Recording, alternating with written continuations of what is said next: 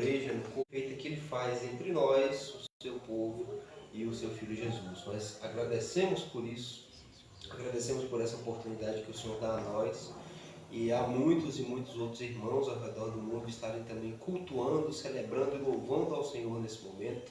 E pedimos que o Senhor se faça presente nos louvores, nas palavras que aqui forem ministradas, que o Senhor venha destilar da sua eterna e infinita sabedoria nos nossos corações e mentes, para que assim nós possamos reter, absorver tudo aquilo que o Senhor quer que nós venhamos a guardar no nosso coração, guardar na nossa mente, para o louvor da sua glória, para o bom desenvolvimento espiritual de nós, do seu povo, para que possamos crescer na graça e no conhecimento do Senhor, e assim venhamos a nos desenvolver como pessoas maduras na fé, como pessoas que caminham bem com Jesus e como pessoas que estão unidas ao Senhor.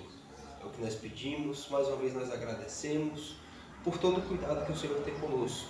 Nós estamos bem vestidos, alimentados, supridos, nós temos lares, temos família, nós temos a oportunidade de ter um local onde podemos cultuar e juntos celebrarmos ao Senhor sem discriminações. Nós temos os nossos ofícios, trabalhos, nós temos os nossos cuidados da vida, e tudo isso vem do Senhor. Tudo isso é parte de toda a bênção que o Senhor despeja sobre nós. Além da bênção espiritual que é Jesus Cristo, o Senhor também nos abençoa enquanto caminhamos aqui nesse mundo. Então nós agradecemos a Ti por isso e pedimos que o Senhor se faça presente nessa reunião, que se faça presente não somente na reunião, mas em nós. O que nos importa é que o Senhor esteja habitando no coração de cada crente. Então que assim seja para o louvor da sua própria glória, em nome de Jesus. Amém e graças a Deus. Colossenses capítulo de número 2, do versículo 6 e 7. Na verdade, do versículo 6 ao versículo 8.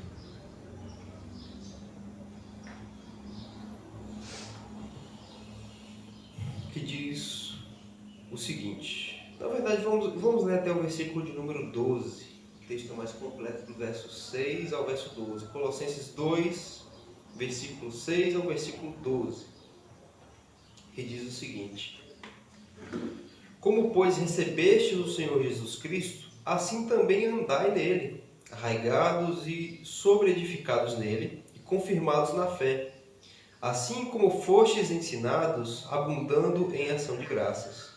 Tende cuidado para que ninguém vos faça presa sua, por meio de filosofias e vãs sutilezas, segundo a tradição dos homens, segundo os rudimentos do mundo e não segundo Cristo, porque nele habita corporalmente toda a plenitude da divindade, e estáis perfeitos nele, que é a cabeça de todo principado e potestade, no qual também estáis circuncidados com a circuncisão não feita por mão no despojo do corpo, da carne, a circuncisão de Cristo, sepultados com ele do batismo, nele também ressuscitaste pela fé no poder de Deus que ressuscitou dos mortos, que o ressuscitou dos mortos, amém? Aqui a gente vê então as advertências que Paulo está fazendo para a igreja de Colossos, para os colossenses, as advertências acerca de falsas doutrinas. Ele já começa dizendo: como vocês receberam a Jesus, também andai nele. O que significa andar em Jesus? Andar em Jesus evoca a ideia de caminhar por uma estrada. Quando a gente fala ande por esse caminho, traz essa ideia, ande por aqui, andai por aqui. Então, andar em Jesus Cristo, uma vez que nós recebemos Jesus, a gente tem o compromisso de andar nele. Lembrando justamente do que o próprio Jesus vai dizer lá em João 14, eu sou o caminho, eu sou o caminho. Então, se Cristo é o caminho, é por onde nós devemos andar. E andar em Jesus Cristo significa tudo aquilo que Paulo vai dizer, estarmos edificados nele, estarmos arraigados nesse caminho, significa dar atenção a tudo aquilo que Jesus ensina, na sua doutrina, e não somente ouvir, mas trazer para a parte prática da nossa vida. É aprender dele, e uma vez aprendendo dele, seguindo. E ele vai dizer então sobre os cuidados que nós devemos ter para que ninguém não nos engane com sutilezas, com filosofias, com coisas que até podem carregar uma beleza. Nós estamos vendo aí, por exemplo, nas redes sociais é muito comum um grande advento do estoicismo, uma filosofia onde a pessoa ela deve aprender a aceitar os sofrimentos dessa vida e não se deixar ser comovida ou abalada por qualquer desses sofrimentos que lhe acometem. É bonito, né? A gente até encontra um pouco disso no cristianismo, né? Que nós devemos sempre procurar nos alegrarmos apesar das nossas tristezas, porém é uma filosofia que não tem Jesus, pautada apenas no mero esforço que o ser humano faz para não se deixar comover por tudo aquilo que acontece ao seu redor, para não ser influenciado interiormente pelo que é externo. Mas não tem Cristo, né? E uma vez que não tem Jesus Cristo, é algo que falha miseravelmente, é algo que pode ter uma aparência muito bonita, mas é o que a Bíblia vai chamar de vã sutileza, é sutil, é realmente atraente a ideia, mas ela não tem Jesus Cristo, ela não conduz por esse caminho. A Bíblia está dizendo, andai em Jesus Cristo. Se você anda por outro caminho, por mais belo que pareça ser, você não está andando em Jesus. E só de não estar andando em Jesus, já está indo pelo caminho errado. Então nós vemos aqui as orientações que Paulo dá para que as pessoas elas tenham esse cuidado de permanecer em Jesus Cristo. E como é que a gente permanece em Cristo? Conhecimento. A gente tem que ter conhecimento sobre esse caminho aonde a gente está caminhando. A gente tem que ter conhecimento sobre essa trilha que a gente vai andando. Como é que eu vou andar por uma rua que eu não conheço? Eu vou me perder. Como é que eu vou andar por um caminho que eu nunca passei antes? Eu tenho que conhecer aquele local, eu tenho que conhecer aquela passagem, para que assim eu tenha segurança de passar por ela e saber muito bem o que eu estou fazendo. Então, seguir Jesus inclui também ter conhecimento. Envolve a pessoa se aplicar a conhecer Jesus, para que assim ela possa caminhar seguramente com Jesus. Toda caminhada com Cristo que não envolve a pessoa ter pleno conhecimento sobre quem Jesus é uma caminhada que não vai ser proveitosa para essa pessoa. Ela precisa ter conhecimento sobre quem é Cristo, sobre esse caminho, para onde esse caminho está levando e como esse caminho conduz. É importante saber disso. Porque tem muita gente que, infelizmente, por não conhecer, quando se depara com uma determinada realidade, abandona o caminho, volta para trás, sai da trilha e larga a estrada. É isso que nós vamos, inclusive, ver na leitura de hoje, que tem muita gente que se depara com a realidade que Jesus expõe, né? E isso é escandaloso para a pessoa e ela volta atrás, e ela abandona Jesus, ela abandona tudo. É importante ter pleno conhecimento daquilo que você está fazendo quando vem a Jesus Cristo. Conhecê-lo muito bem, para ter a certeza de que é o que você quer fazer, segui-lo até o final dessa estrada. E a gente vai ver que o resultado disso, de seguir Jesus Cristo, é o que nós vemos no verso 12. Sepultados com Ele no batismo, nele também ressuscitaste pela fé, pelo poder de Deus. Nós sermos vivificados no nosso espírito, que culminará naquele último dia na ressurreição e glorificação dos nossos corpos, na salvação da nossa alma, para um novo mundo onde habita a paz, a justiça e onde estará para sempre a presença de Deus juntamente conosco. Amém? Vamos entoar alguns louvores nessa manhã. Vamos ao hino de número 1 da nossa harpa, primeiro hino.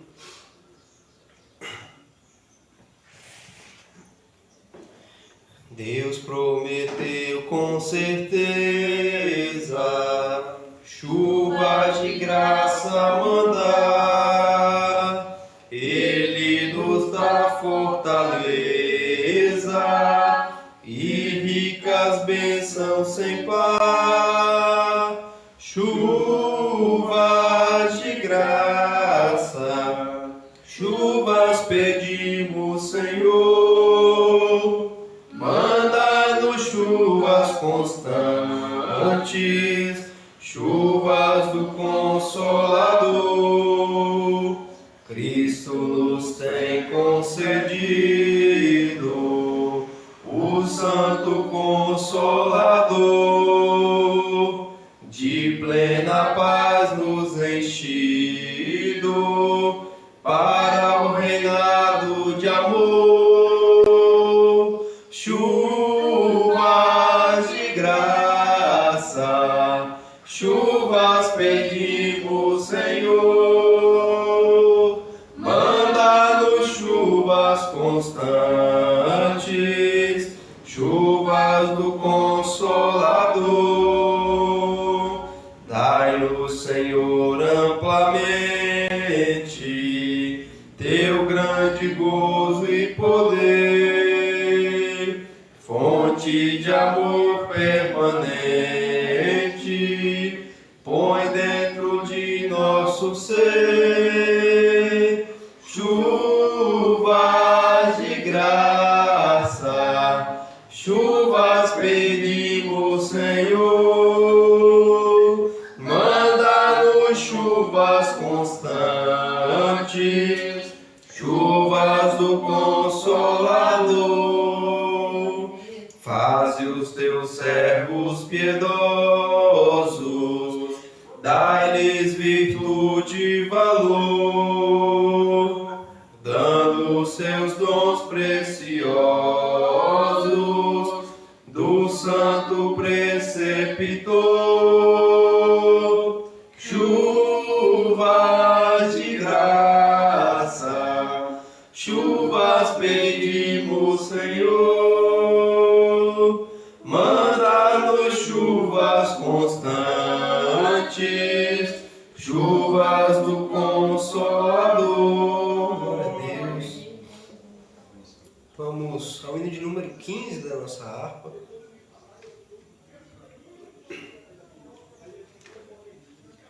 Vamos entoar todos juntos a obra magnífica e perfeita de Jesus Cristo, a obra da cruz.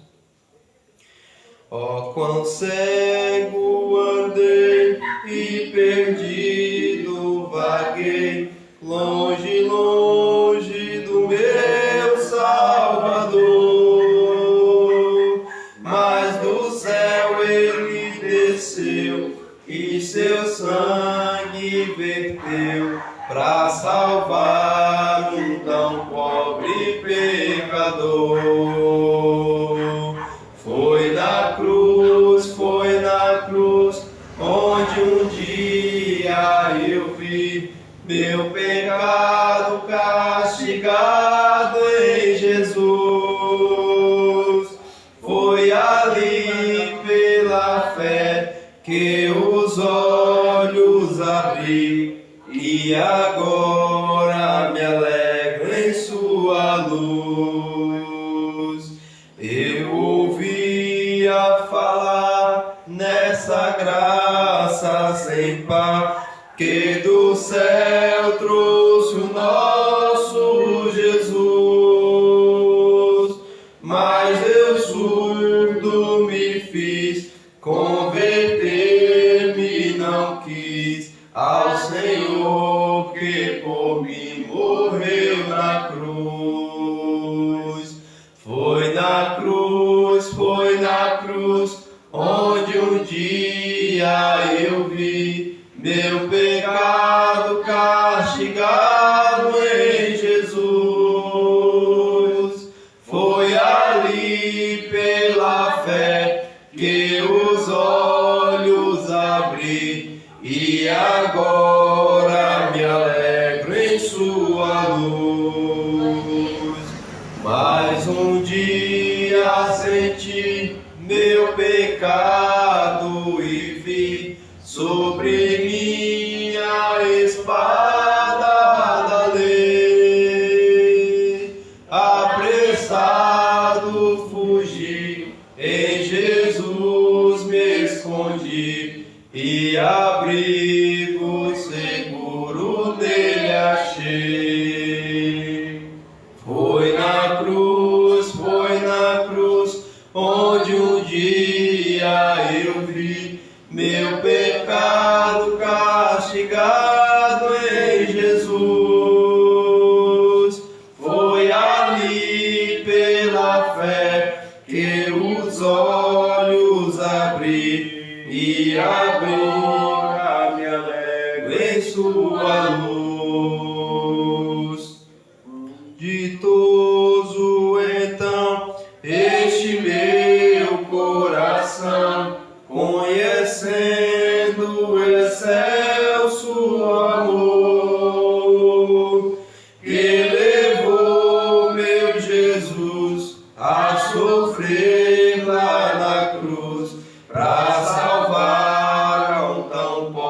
ali pecador.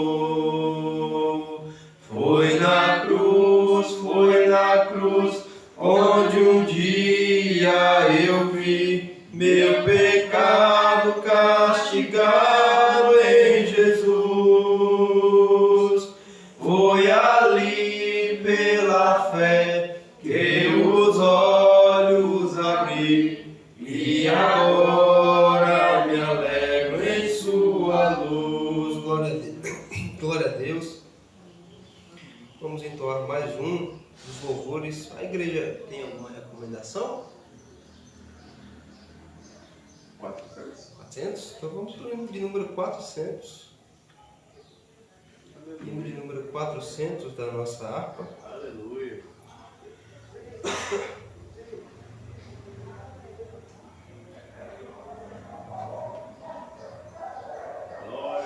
Hino de número 400 da nossa harpa. Em Jesus vivendo cada dia, em Jesus eu tenho alegria, em Jesus, ó doce harmonia, em Jesus desfruto a paz de Deus, em Jesus na rocha inabalável, em Jesus, no homem comparável, em Jesus, no Deus tão adorável, em Jesus, o mal não temerei, em Jesus, a graça é infinita, em Jesus, ó bênção inaudita, em Jesus, minha alma é bendita, em Jesus eu tenho salvação, em Jesus não temo mal e a morte, em Jesus estou firmado e forte, em Jesus meu barco rumo ao norte, em Jesus eu sempre de vencer. Glória a Deus. É porque Jesus ele é o nosso caminho e ele é o único caminho não somente para nós, mas para todo mundo. A gente acabou de cantar e obviamente nós sabemos pelas escrituras que Jesus é absolutamente tudo isso para nós. Jesus é a graça infinita de Deus, é a bênção de Deus para nós, ele é a nossa salvação, nele nós não tememos mal algum, não tememos a morte, e nele nós estamos fortes, firmados. Então Jesus ele é absolutamente tudo para o crente, ele é absolutamente tudo não somente para o crente, ele é tudo para todas as pessoas, ele é tudo para tudo, Jesus é tudo para tudo. A questão é que infelizmente não há os que reconheçam Jesus Cristo e que não têm seu prazer nele. E aí, por isso buscam esse prazer, buscam essa satisfação e felicidade nas coisas. Mas Jesus Cristo ele é absolutamente fonte de tudo aquilo que a gente precisa e de tudo, na verdade, que a nossa alma anseia. Jesus é que enche a nossa alma de satisfação. Jesus é que enche a nossa alma de vigor. O que nos motiva a estarmos em uma reunião como essa, por exemplo? É porque nós nos alegramos em Jesus. É porque as pessoas que vão aos cultos, que cultuam e têm o seu prazer voltado, depositado e como fonte em Jesus Cristo. Então o louvam, o celebram, o reconhecem e estão dispostos a ouvi-lo, a ouvir sua palavra. Por quê? Porque estão alegres em Jesus, têm a sua satisfação plena nele. O John Piper vai dizer em seu livro Em Busca de Deus que nós glorificamos mais a Deus quando estamos mais satisfeitos nele. E é verdade. Uma pessoa que ela não encontrar satisfação em Jesus, que não encontrar satisfação em Deus, ela não vai conseguir fazer nada em que Deus seja glorificado. Porque isso ela vai fazer por mera obrigação, por mera conveniência, por qualquer outro motivo que não seja a alegria e a satisfação que encontra na pessoa de Jesus. Vamos orar por essa primeira parte. do culto. Vamos nos preparar então para recebermos a palavra de Deus pregada pelo nosso pastor. Oremos nesse momento. Ó Deus grandioso e eterno, nós agradecemos ao Senhor por essa primeira parte do culto. Nós agradecemos por essa primeira parte de celebração, onde o Senhor foi celebrado, onde Jesus Cristo está sendo celebrado. E nós agradecemos pela sua presença em nosso meio. E pedimos que ainda mais do que o Senhor já tem se feito presente, do que o Senhor já encheu os nossos corações com os louvores, com as palavras aqui ministradas, que o Senhor agora abra a nossa mente, que o Senhor nos dê disposição de coração, de mente, de espírito, para recebermos aquilo que o Senhor quer que seja ministrado sobre nós essa manhã através da sua palavra. O pastor que será aquele a quem o Senhor na sua vontade usará, já está nas suas mãos, já está abençoado. Nós pedimos que o Senhor guarde, o proteja nesse momento, que o Senhor o envolva com o seu Espírito Santo e assim libere sobre todos aqueles que ouvem essa mensagem, tanto aqui neste local quanto através dessa transmissão, que ouçam e tenham compreensão da sua palavra e vejam com clareza aquilo que o Senhor deseja que nós venhamos a reter no nosso coração, para que assim possamos caminhar de maneira sadia, firme, fiel, de maneira que possamos sempre encontrar a nossa satisfação e alegria e amor na pessoa bendita do Senhor Jesus, que é absolutamente tudo para nós e absolutamente tudo para todas as coisas que o Senhor criou. É o que nós pedimos e agradecemos mais uma vez por esse momento de reunião, por essa comunhão, pela sua presença e por ter cuidado de nós até aqui. Em nome de Jesus, amém. E graças a Deus eu agradeço a minha oportunidade em nome de Jesus. Glória a Deus. A paz do Senhor Jesus, amém? Louvado seja o Senhor nosso Deus, pela sua bondade e graça. Dou graças a Deus por cada um de nós que estamos aqui. Graças a Deus pela vida de Pedro, está nos visitando hoje, para a glória de Deus mais uma vez.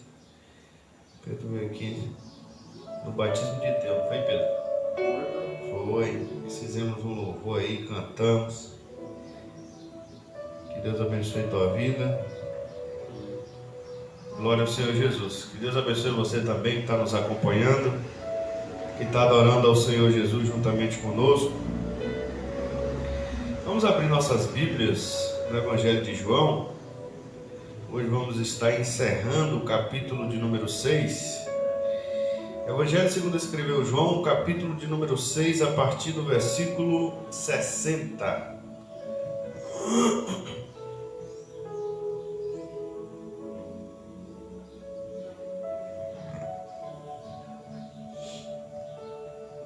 Interessante que quem vai fazer a diferença hoje justamente é o xará do nosso irmão Pedro. É o Pedro que vai fazer um diferencial entre os discípulos, ele vai se destacar nesse texto.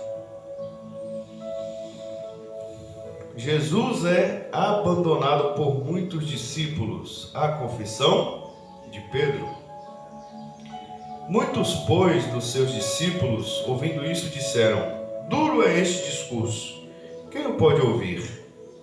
Sabendo, pois, Jesus em si mesmo que os seus discípulos murmuravam a respeito disso, disse-lhes: isto vos escandaliza? Que seria, pois, se visseis subir o Filho do Homem para onde primeiro estava? O Espírito é o que vivifica, a carne para nada aproveita. As palavras que eu vos disse são Espírito e vida. Mas há alguns de vós que não creem, porque bem sabia Jesus, desde o princípio, quem eram os que criam e quem era o que o havia de entregar. E dizia: por isso eu vos disse que ninguém pode vir a mim, se por meu Pai lhe não for concedido. Desde então muitos dos seus discípulos tornaram para trás e já não andavam com ele. Então disse Jesus aos 12: quereis vós também retirar-vos? Respondeu-lhe, pois, Simão Pedro: Senhor, para quem iremos nós? Tu tens as palavras da vida eterna. Eu gosto mais daquela tradução que diz: só tu tens as palavras da vida eterna.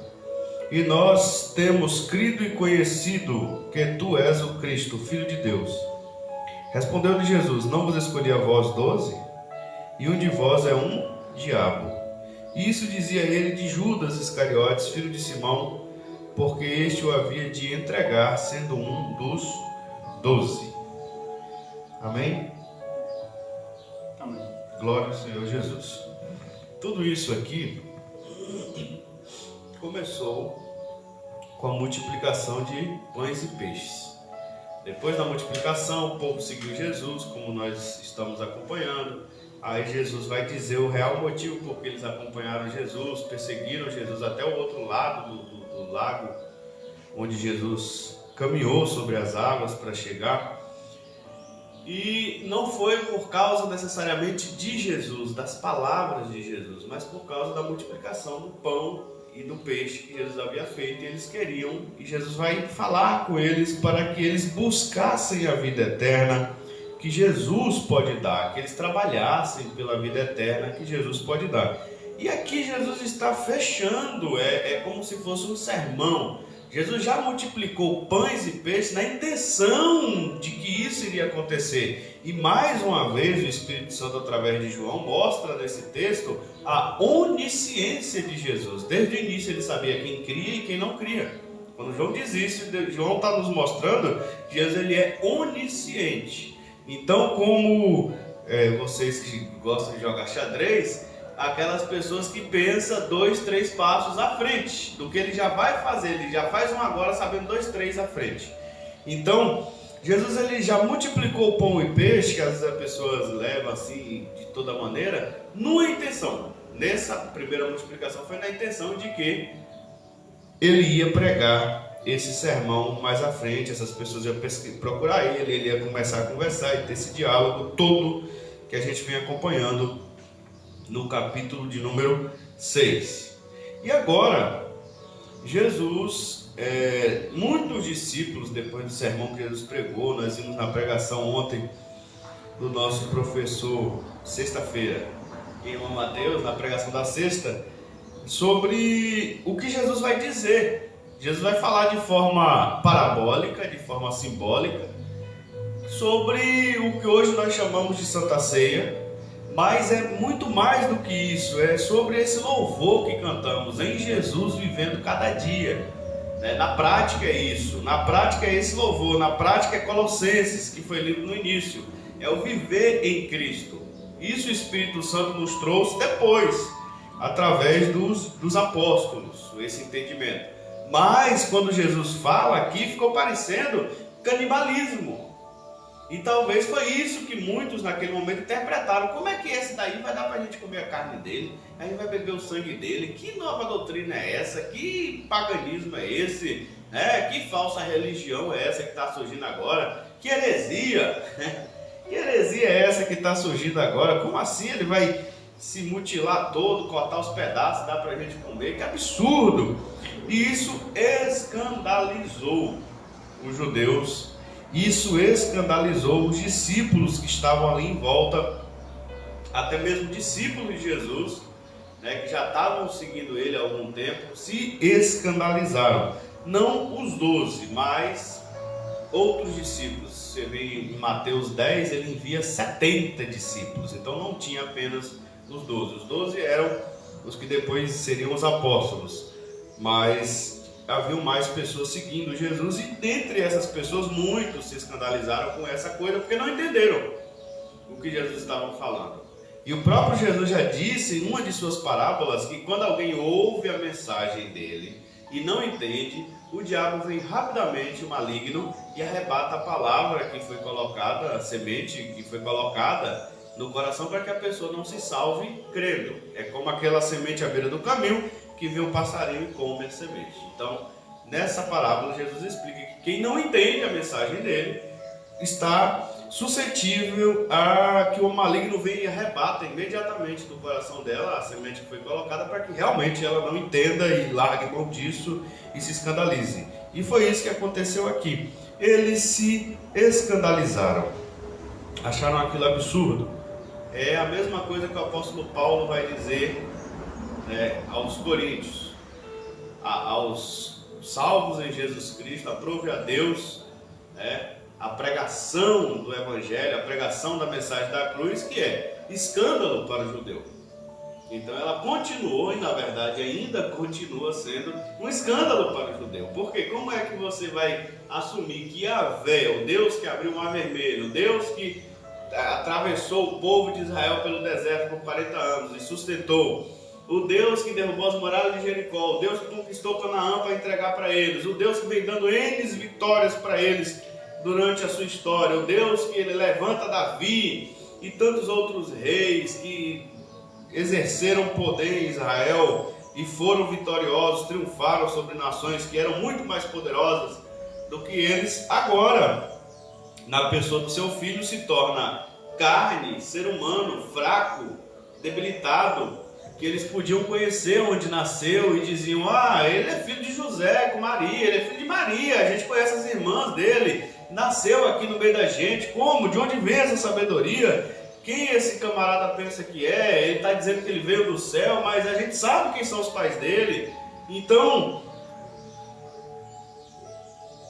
escandalizavam os judeus, era escândalo para eles.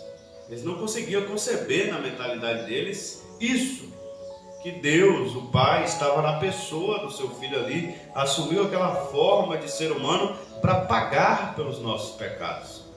Essa parte espiritual eles não entendiam. Assim como qualquer outra pessoa não judia, que não tem contato com Deus, os gregos, os romanos, quando ouviam também sobre isso, aqueles que não eram da fé achavam isso loucura. Tem um rei mesmo, quando vai julgar Paulo, e Paulo vai e em sua defesa começa a pregar o evangelho. Ali a defesa de Paulo era pregar o evangelho. Eu prego um Cristo, assim. O cara, em resumo, falou com o outro, falou: rapaz, eu não vejo problema nesse cara, apenas que ele fala de um tal defunto aí chamado Jesus que ressuscitou. Na cabeça dele ele acredita assim: eu não vejo esse cara. Aí o outro que vai ouvir ele fala: cara, você é doido, a sua loucura, a tua febre, alguma coisa está te fazendo ficar delirando, você está doido aqui na sala falando um tanto de coisa que não tem nada a ver. Então, para os gregos é loucura. Eles gostavam do pensamento filosófico, do pensamento lógico. E essa mensagem aqui sobre esse homem da Galileia pagar um preço na cruz para pagar pelos pecados da humanidade, e ele morreu, 3 dias depois ele ressuscitou, está vivo e vai permanecer vivo eternamente. Um dia esse homem vai voltar para julgar toda a humanidade, mas quem creu na mensagem dele será salvo por ele, vai ressuscitar também naquele grande dia. Outros que estão vivos e creem nele serão transformados naquele dia, mas quem não creu nessa mensagem dele vai ser condenada por ele e vai sofrer eternamente a culpa dos seus próprios pecados, porque não recebeu o pagamento da dívida que ele e somente ele pode conceder. Isso pode ser loucura para os gregos, não tem nada lógico nisso aqui.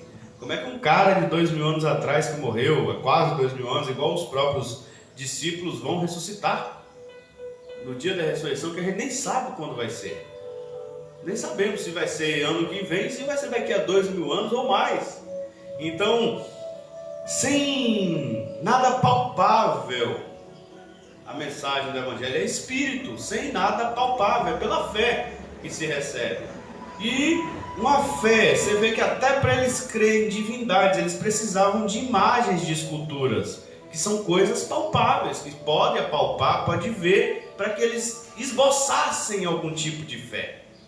Então o pagão ele precisa de alguma imagem, que ele possa segurar, que ele possa tocar, que ele possa ver, reconhecer pelo tato, pela visão, para que ele possa esboçar, desenvolver algum tipo de fé naquela divindade. Ele precisa de uma imagenzinha. E a mensagem do Evangelho é justamente sem imagem, não tem imagem nenhuma de escultura. É fé na palavra apenas, que está escrito aqui, você lê, você ouve, você acredita e você segue a vida crendo nesse Deus que você não consegue ver com o seu olho carnal. Você tem que ter pela fé.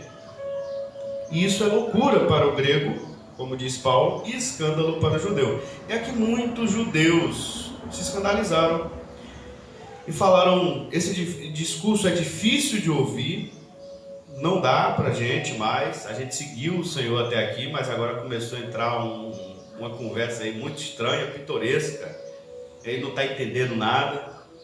E aí a primeira decisão que eles tomaram foi abandonar Jesus, foi se apartar de Jesus. E queridos, Jesus vai dizer para eles, se ele falasse, se eles vissem o Filho do Homem subir para onde ele primeiro estava. Jesus está falando de se eles conseguissem ver depois a versão gloriosa de Jesus Cristo. Jesus novamente no seu estado como era, existindo em forma de Deus, é o que Paulo vai colocar. O próprio João, que andou 3 anos com Jesus aqui na terra, como dizia Ravenhill, ele andou com Jesus 3 anos, ele era o discípulo mais próximo de Jesus aqui na terra. Mas quando ele vê Jesus nesse estado que Jesus está falando lá no Apocalipse, João vai dizer que ele caiu morto. O espírito dele saiu dele, ele desmaiou de medo, de terror, diante da glória, do poder, da onipotência. Ele não reconheceu Jesus, porque aqui Jesus estava esvaziado de si. Ele estava completamente esvaziado e assumiu a forma de ser humano. Mas ele está dizendo, se vocês vissem o Filho do Homem subir de novo para onde ele estava primeiro. Ou seja, na sua forma gloriosa, que Jesus vai pedir ao Pai, Pai, torna-me glorificar com aquela glória que eu tinha desde o princípio. Então eles ficariam muito mais espantados. E na verdade eles vão ver, todo olho verá até aqueles que o transpassaram. Mas Jesus está falando, eu só falei uma mensagem e vocês não entenderam. Se vocês vissem, então, terminariam de ficar completamente perdidos. E aí Jesus vai dizer no versículo 63, o Espírito é o que vivifica, carne para nada aproveita. As palavras que eu vos disse são Espírito e vida. O que Jesus está falando aqui? Que ele não estava falando literalmente sobre carne, sobre dar o corpo dele para as pessoas comerem, nem o sangue dele para as pessoas beberem. Jesus ainda está justificando a sua mensagem para esses discípulos escandalizados, dizendo, eu estou falando de coisa espiritual. Eu não estou falando de carne, de corpo, literalmente. Mais uma vez, João estava escrevendo para a igreja que estava com a falsa doutrina de que Jesus não veio em carne. Por isso esse texto aqui é importante, para João colocar esse sermão, tudo isso aqui é importante, porque João está explicando para o povo da igreja que não cria que Jesus veio em carne, que os judeus sabiam, tinham convicção absoluta que sim, Jesus era de carne e osso e sangue. Não era algo esquisito, metafórico, não era algo que parecia ser de carne, não era carne, literalmente. Era literalmente. A dificuldade dos judeus era crer que Jesus era Deus. A igreja que João está escrevendo agora, eles criam que Jesus era Deus, mas não queriam crer que Jesus veio em carne. Então o problema da igreja era esse. Por isso João escreve esse texto aqui mostrando que os judeus tinham convicção absoluta. As testemunhas oculares que estavam lá presentes com Jesus tinham certeza absoluta de que ele era de carne e osso. A dificuldade era justamente crer que Jesus era Deus. Então é por isso esse texto, esse contraste. João está escrevendo para a igreja que crê que Jesus é Deus, mas estava já rolando as más conversações que Jesus não era corpo de carne. E os judeus eram o contrário, eles tinham convicção que Jesus era um corpo de carne, mas não tinham certeza se ele era Deus, nem filho de Deus, nem nada disso. Essa era a dificuldade do judeu, que eram as testemunhas oculares, estavam presentes com Jesus ali, vivo, na frente deles. Por isso esse contraste. Aí Jesus fala com aquele povo.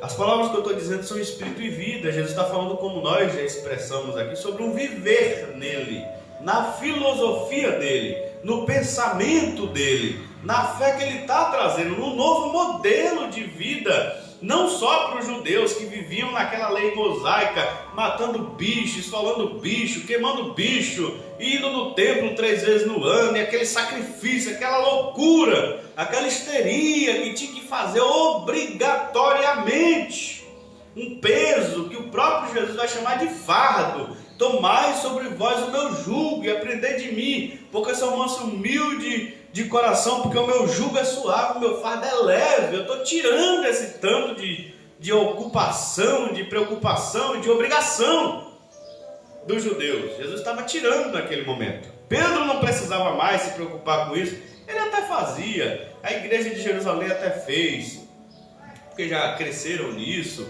Jesus já pega aqui homens feitos, então já tinha uma tradição, mas os filhos deles já não precisavam mais, já podiam andar, né, à luz da pregação do apóstolo Paulo e se libertar completamente das amarras do jugo da lei e viver uma vida somente em Cristo, com a mente limpa e liberada para viver em Cristo, sem obrigação de voltar no templo 3 vezes no ano, sem essas obrigações, mas apenas vivendo em Deus Pai, na pessoa de Jesus Cristo, na fé do sacrifício de Jesus na cruz do Calvário. Também porque é importante o sacrifício, Jesus falar que ele ia entregar o corpo de carne, osso e sangue dele na cruz para a remissão dos nossos pecados, que era a fé que os gregos aqui, a igreja que João está escrevendo, acreditava. Vivemos por esse sacrifício. Se Jesus não fosse um corpo de carne e osso, esse sacrifício seria fake, seria falso. Um falso sacrifício não pode salvar ninguém. Então o problema da teologia de que Jesus, como o Theo falou aqui sobre algumas coisas que parecem muito boas, mas quando você vai ver no fundo não tem Cristo, o problema de toda heresia é essa. Parecia muito bom o pensamento de que Deus é tão santo, tão perfeito, que jamais ele pode se tornar em um corpo de carne e osso, que a carne ela é impura, a carne ela é fraca, ela é suja no pensamento do grego. E jamais Deus, tão santo e perfeito, poderia se tornar carne. Parece um pensamento até piedoso. Você pensar assim e falar, poxa, a galera reverencia tanto Deus que nem admite ele ter vindo em carne. Parece um pensamento bem piedoso sobre a santidade de Deus, que é um atributo, é o único inclusive que aparece na Bíblia por 2 vezes ou mais, santo, santo, santo, 3 vezes sendo repetido. O Espírito Santo, o nome, o sobrenome dele já é santo também. Então é um dos atributos mais realçados de Deus, é a sua santidade. Então você realça ao máximo quando você pensa que ele não veio em carne, que a carne é muito suja e tal. Só que isso é a estratégia do diabo para tentar invalidar o sacrifício de Jesus, porque se ele não viesse em carne, onde estaria o sacrifício de Isaías 53? O corpo, se fosse um fake, um corpo falso, onde estaria todo aquele sacrifício? Agradou a Deus moê-lo, nós fomos sarados pelas suas pisaduras, ele foi ferido, ele foi castigado. Como assim?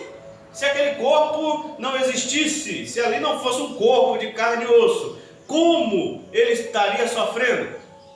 Se aquilo tudo fosse só uma aparência, parecesse um corpo, mas não fosse, onde estaria o sacrifício de Isaías 53, 54? Ele foi ferido pelas nossas transgressões, moído pelas nossas. Então, colocaria em xeque e em muito pouco tempo tiraria o valor, a importância e a realidade do sacrifício de Jesus.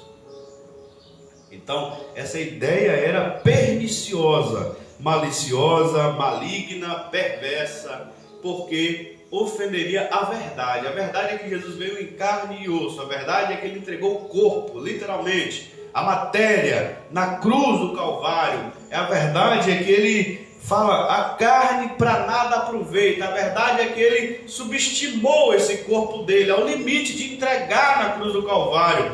A verdade é que ele não deu importância a esse corpo dele, não sobrepôs a parte espiritual, mas ele entregou completamente, literalmente, para ser moído, para ser massacrado, para ser mutilado em nosso favor. Mas ele está dizendo, a importância necessariamente não é literalmente o corpo, mas o significado espiritual desse Deus que assumiu esse corpo, se tornou um homem, a natureza de homem, mas é a natureza de Deus que habita nele. Ele é homem-deus, o Deus homem, o homem-deus. Esse homem-deus está sendo crucificado na sua parte fraca agora que ele tem, que é a natureza humana. E Paulo vai dizer, por fraqueza Cristo foi crucificado. A fraqueza por ser matéria, por ter se tornado humano. Essa é a parte fraca. Ele sacrifica isso em prol da nossa salvação. Sacrificando esse corpo humano dele, ele realiza a salvação como Deus em nosso favor. Ele pôde realizar a nossa salvação. Ele pôde satisfazer a sua santidade. Ele pôde satisfazer a sua natureza santa, perfeita de Deus. Quando ele paga, ele assume a nossa culpa e paga pelos nossos pecados. Ele nos substitui na cruz do Calvário. Um castigo que era para nós, ele toma o nosso lugar. Ele nos substitui. É isso que ele está explicando para os judeus, que é a parte espiritual. A carne para pouco aproveita. Morreu? Morreu, literalmente morreu. 3 horas da tarde daquela sexta-feira. Literalmente, morreu. Mortinho da Silva, José de Arimateia pega, põe no sepulcro, acabou. A parte humana acabou ali. Acabou. 3 dias depois ressuscita o Deus Todo-Poderoso. Homem, Deus. É um homem agora com a natureza glorificada. É a natureza que ele está prometendo, vida eterna. Ele não é um homem normal. Ele entra dentro do cenáculo quando eles fecharam as portas no domingo. Os discípulos de Jesus fecharam as portas e se reuniram com medo da perseguição dos judeus contra eles, da retaliação. Falaram, mataram o nosso mestre, agora vão querer matar nós também. Com certeza eles vão vir atrás de nós. Então bora entrar, fechar as portas e ficar todo mundo quieto. Agora esse Jesus homem com o corpo dele, que não é igual o meu e o seu, nem o que ele usava 3 dias atrás. É diferente, as portas estão fechadas, mas ele entra lá dentro. Ele entra dentro daquele cenáculo com as portas fechadas e fala, paz seja convosco. Eles tomam um susto, mas está Jesus ali na frente deles. E eles ficam ali, eles veem, não, pode pegar em mim aqui, eu sou carne e osso, pega em mim, olha minha mão furada aqui. Pode me apalpar, vê se me dá alguma coisa para comer aí, para vocês verem que realmente eu sou carne e osso. Mas ele entrou com as portas fechadas, então não é igual eu e você. E por isso que Jesus está falando de vida eterna. Está vivo lá no céu até hoje. Pedro já descansou, João, todo mundo já morreu, está morto. Maria está descansando, esperando o dia da ressurreição. Porém Jesus está vivo, é o único dessa geração que está vivo e vai viver eternamente. É o único que está vivo, é Jesus, é o único. Que fique muito claro, é contra a mariolatria e qualquer outra heresia que surge. Jesus é o único que está vivo dessa era aqui, é o único. Nem Maria, nem José, nem ninguém está vivo. Está todo mundo descansando, esperando o dia do arrebatamento, o dia da ressurreição deles. Arrebatamento para nós que estamos vivos, ressurreição dos mortos, que Jesus tanto está falando aqui. Mas queridos, como nós sempre dizemos, Deus é quem opera a fé. No meio desses incrédulos que abandonaram Jesus, Jesus sabia quem cria e quem não cria. Ele tinha essa vantagem sobre todos nós que pregamos a palavra de Deus. Seria bom se nós também soubéssemos. Mas Jesus, ele é tão maravilhoso, ele sabia e ele pregava. E por isso ele propõe, vocês querem também nos abandonar? Ele chega para os 12 e fala, vocês querem sair também, igual esses colegas de vocês aí caíram fora? E Pedro olha para Jesus, além da confissão, tu és o Cristo, Filho de Deus vivo. Pedro, com a sua fé cada vez mais crescendo e amadurecendo, ele olha para Jesus e fala, para onde nós vamos? Só tu tens a palavra da vida eterna. Pedro entendeu o que Jesus estava falando aqui. Ele estava compreendendo, não por ele mesmo, mas como o próprio Jesus já havia dito para ele. Não foi carne e sangue que te revelou, mas meu Pai que está no céu é quem te revelou isso, Pedro. Quando ele confessa que Jesus é o Cristo, Filho de Deus. Novamente aqui, quem dá esse entendimento para Pedro de que em Jesus ele encontra as palavras da vida eterna? É o próprio Deus, através do Espírito Santo, que traz esse entendimento para Pedro. Ele vê em Jesus tudo o que ele precisa de ensino. Ele não precisa mais ir para os rabinos, ele não precisa mais ir nos sábados para ver a leitura de Torá. Ele até ia, ele até fazia, mas em Cristo ele já tinha tudo. Em Cristo ele já tinha absolutamente tudo. Moisés agora ficou no raso. É como aquelas águas que o profeta Ezequiel fala. Moisés é aquelas águas que dá nos artérios. Os profetas é as águas que dá nos joelhos. E Jesus é as águas profundas. Quanto mais o profeta se aprofundava, Deus falava, vem mais para dentro. E até ele chegar numa situação que não podia mais atravessar andando, ele tinha que nadar, mergulhar naquelas águas purificadoras. Assim é Jesus. É um rio de águas vivas, é uma fonte de água viva. Não é aquele raso que a lei, que os profetas apenas poderiam trazer para as pessoas, apenas consciência de seus pecados. Mas Paulo vai dizer, uma vez que você tem consciência do seu pecado, você só sabe que você está condenado. Teve consciência, Moisés trouxe a lei. Isso é errado, isso é... Cara, eu já fiz isso tudo, e agora? Você está ferrado, acabou para você. Acabou. Você está simplesmente ferrado, acabou. Agora, é o que eles clamam em Romanos 8. Quão miserável homem que sou. Quem me livrará do corpo dessa morte? É o raciocínio. A lei me conscientizou do meu pecado. A lei me deixou consciente. Agora eu vou para o inferno consciente. Eu vou para o inferno sabendo que eu vou para o inferno. E por que eu vou para o inferno? Eu sei para onde vou e por que eu vou. Agora quem pode me livrar disso? Aí ele vai dizer, o Espírito Santo põe no coração dele, ele clama, graças a Deus por nosso Senhor e Salvador Jesus Cristo. Jesus pode nos livrar. Jesus veio para nos livrar. Jesus veio para nos salvar, para pagar os nossos pecados, para nele recomeçarmos.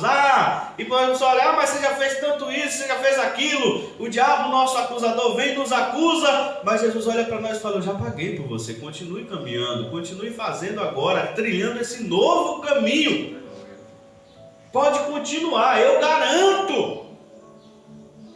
Eu cubro aquilo que passou, acabou, continue, não desanima, firme-se, continue caminhando. Por isso Pedro vê em Jesus, agora falando, aqui nesse eu tenho esperança. Esse é o único que pode, é só ele que tem essas palavras de vida eterna, pode me salvar.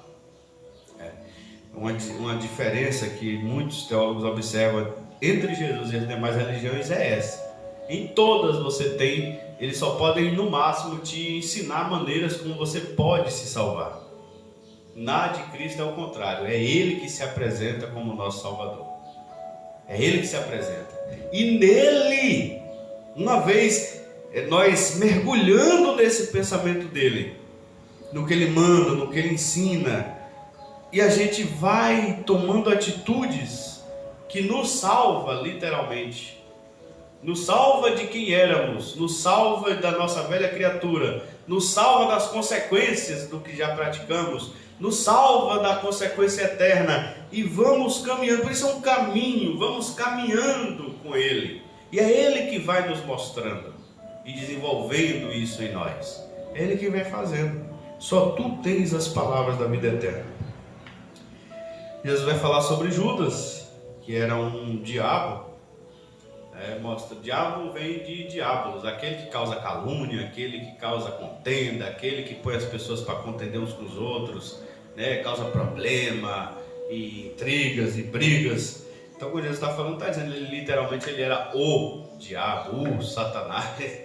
Não, ele era um diabo, uma pessoa mesmo na figura de um demônio, na figura desse causador de problemas entre seres humanos, esse ser espiritual que Jesus na verdade vai falar dele mais à frente, quem é ele, né? Mas ele era uma figura que estava num trabalho para aquela criatura. Por isso ele vai dizer que Judas, escolhi vocês 12 e no meio de vós um é um diabo. Mas que possamos ser igual Pedro, olhar para Jesus e ver Jesus. O que mais chama a atenção aqui é o abandono dos discípulos e a fé de Pedro. Pedro faz a diferença, porque Pedro olha para Jesus e fala: para onde nós vamos?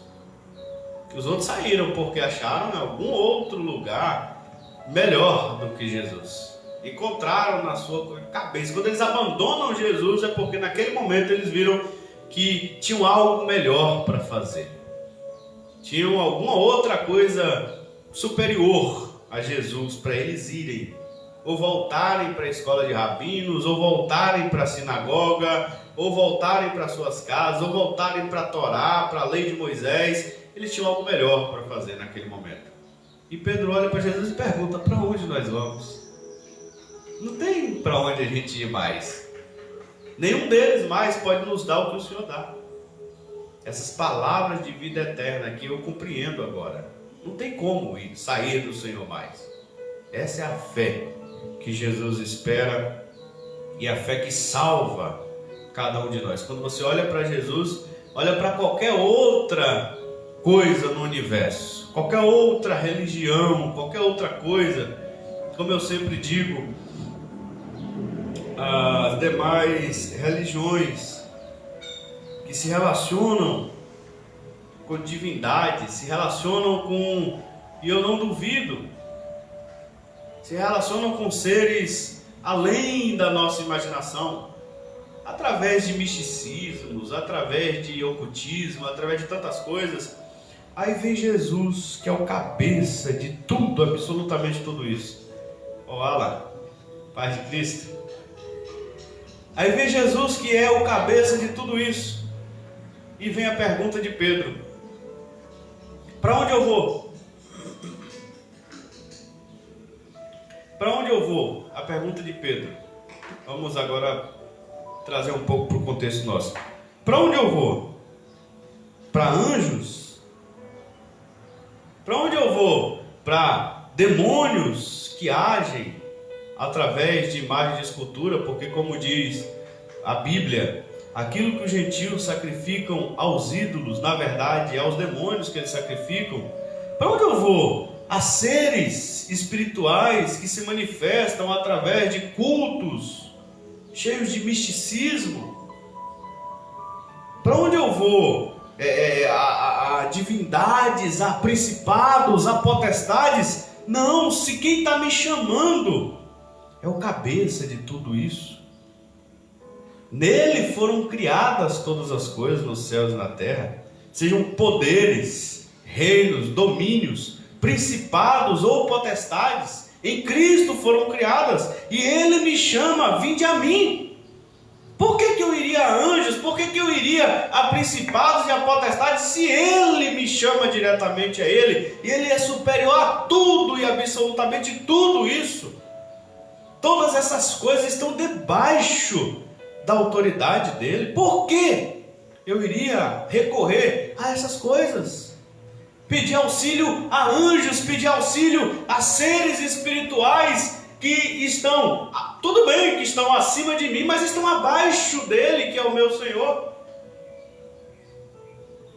Para onde iremos nós, se só tu tens as palavras da vida eterna? Eu vou direto nele. Ele é o caminho, direto em Cristo. É por isso que eu abro mão de absolutamente tudo e qualquer outra coisa. É por isso que lá naquela cidade, esqueci o nome, não sei se foi Filipe, não sei qual foi, que Paulo entrou e pregou e as pessoas queimaram. Filipe já tinha feito isso antes em Samaria e outras cidades lá. As pessoas queimaram os livros de bruxaria na praça pública, queimaram, porque encontraram Jesus, que é o cabeça de tudo, que é a autoridade suprema de tudo. Eles encontraram Jesus, então eles não precisavam mais daquilo. Encontraram Jesus, que domina absolutamente tudo. A gente está vendo a história de Jacó.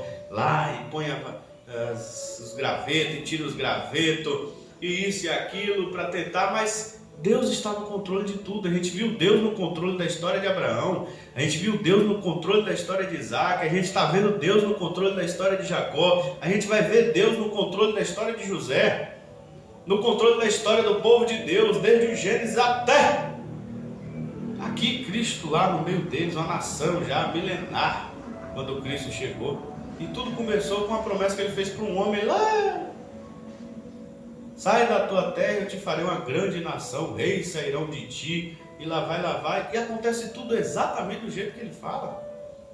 Eu vou deixar um homem desse para ir atrás de seres que estão debaixo da autoridade dele, não fazem nada se ele não permitir. Está tudo dominado, e como dizia Lutero, o diabo é um cachorro na mão de Deus, na coleira de Deus. É isso, o diabo não passa de um cachorro na coleira de Deus. Dominado, completamente dominado. O chefão dos demônios estão dominados por Jesus. Então, para onde iremos nós? Só tu tens as palavras da vida eterna. O código para falar com o Pai, Yahvé, é só com Ele. Ninguém vem ao Pai se não for por mim. Não tem como, não passa. Eu vou ao Pai. Não passa para o Pai se não for por mim. Recorrer a quem está por baixo não é sábio. Eu vou direto a Ele, Ele me encaminha ao Pai, eu tenho um contato direto com o Pai por meio dele, Ele é tudo. Fica de pé nessa manhã, nessa fé do apóstolo Pedro, de que Jesus Cristo, Ele é tudo para nós. Tudo que a gente precisa, a gente pode recorrer a Ele. Sim, não precisamos ser estoicos, como Deus falou aqui, o estoicismo, aceitar o sofrimento. A gente pode buscar Ele: invoca-me no dia da angústia, eu te livrarei e tu me glorificarás. Se Ele olhar para nós e disser: a minha graça te basta, porque o meu poder se aperfeiçoa na tua fraqueza. Amém. Mesmo assim, Paulo ainda ora mais 2 vezes. Foi preciso Deus falar 3 vezes com ele: cara, você é insistente, minha graça te basta, o meu poder se aperfeiçoa na sua fraqueza. Paulo, quem sabe ele mudou de ideia, vou orar de novo. A minha graça te basta, o meu poder se aperfeiçoa na sua fraqueza. E Paulo entendeu. Falei: então tá, a partir de agora eu vou glorificar nas minhas fraquezas. Quando eu estiver preso, apanhando, sendo chicoteado, cuspido, esmurrado, eu vou agradecer, entendi que Ele quer que seja assim mesmo. Se Ele não quiser, não vai ser. Eu entendo que eu estou na mão dele completamente e agora depende tudo dele. Não preciso me preocupar mais.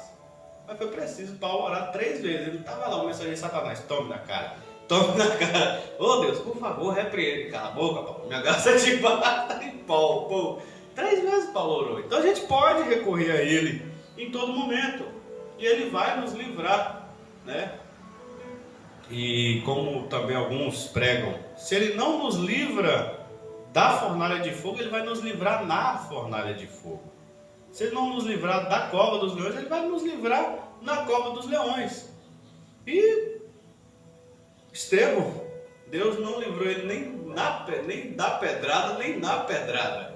Mas, quando ele olha para cima, eis que veja os céus abertos e o Senhor está assentado à destra de Deus. Possivelmente, com certeza, já consolando ele, esperando a alma dele, tanto que ele entrega o Espírito a Deus e se entrega tranquilamente, até mesmo naquele momento difícil, porque ele entendia que Jesus é soberano sobre absolutamente tudo, né? Seja na vida ou seja na morte. Cristo é soberano. Então que possamos confiar nessa soberania de Cristo e saber que não adianta, nele nós temos tudo e estamos seguros. Amém? Em Cristo estamos seguros. Bondoso Deus, graças damos por Jesus Cristo, graças damos pela Tua Palavra. Pai amado, em Jesus Cristo nós temos vida eterna.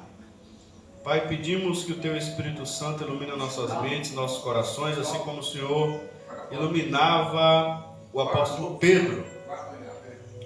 Senhor, que o Senhor nos dê graça para que a nossa fé seja desenvolvida, amadurecida, ó Senhor, e fortalecida a cada dia pelo Teu Espírito Santo, Assim como também o Senhor fortalecia a fé do apóstolo Pedro, a fé do apóstolo João.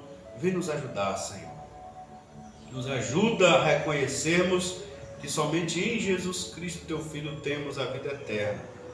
Que possamos trilhar esse caminho por todos os dias das nossas vidas, Senhor. Sempre, sempre, Senhor, crescendo, como o próprio Pedro escreveu, crescendo em graça e em conhecimento do Teu Filho. Todos os dias crescendo em graça e em conhecimento, para a Tua glória e louvor, Senhor. Nos dê graça de assim compreendermos, de assim entendermos, de crescermos nisso, Senhor. Nos ajuda a desenvolvermos as nossas habilidades como membros desse corpo glorioso de Jesus. Ó Pai, nos dê graça, nos dê saúde espiritual para recebermos corretamente as mensagens do cabeça, para que as nossas funções, ó Pai, sejam normalizadas, sejam, meu Deus amado, bem aproveitadas. E estejamos em contato direto com o nosso cabeça, Jesus Cristo, para o bom funcionamento do corpo através de nós. Pedimos esta graça em nome do Senhor Jesus. Amém. Graças a Deus. Faz assim com sua mão. E louva a Deus pela vida de Pedro e de Ala também, né? Que nos visitou. Que Deus abençoe vocês mais e mais. Voltem sempre em nome de Jesus Cristo. Viu? E é um prazer, uma bênção. E com certeza todos nós já estamos saindo daqui abençoados. Mais abençoados. Amém? Que a graça de nosso Senhor e Salvador Jesus Cristo, o grande amor de Deus, nosso eterno Pai, a comunhão e a consolação do Espírito Santo de Deus seja conosco, seja com todos os nossos irmãos e irmãs espalhados sobre toda a face da terra. E nós dizemos: amém. Que o Senhor te abençoe e te guarde. Amém. Que o Senhor faça resplandecer a luz do seu rosto sobre ti. Amém. Que o Senhor tenha misericórdia de ti. Amém. Que o Senhor sobre ti levante seu rosto e te dê a paz. Amém? As palmas do Senhor Jesus. Nosso tempo está encerrado em nome de Jesus.